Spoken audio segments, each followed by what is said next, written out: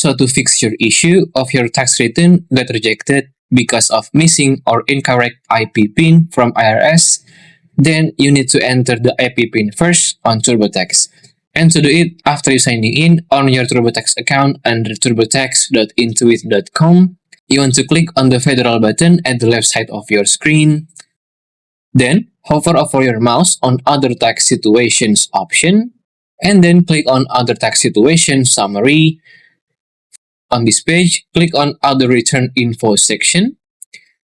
On Identity Protection PIN, click on the Start button besides it, which will take you to this page, and then click on Yes button. And then choose on which person got an IP PIN from IRS on your return by clicking on the Add button.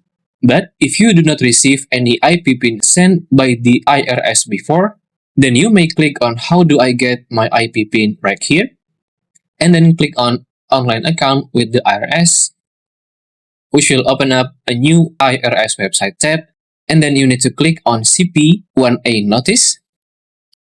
New tab will appear again, and you want to scroll down until you see Get an Identity Protection PIN, and click on that.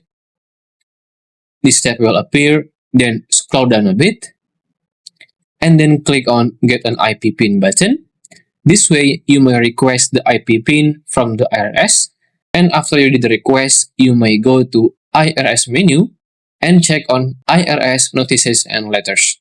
If you still have any question, just comment down below and I will try my best to guide and help you guys. If you find this video useful, please consider like and subscribe.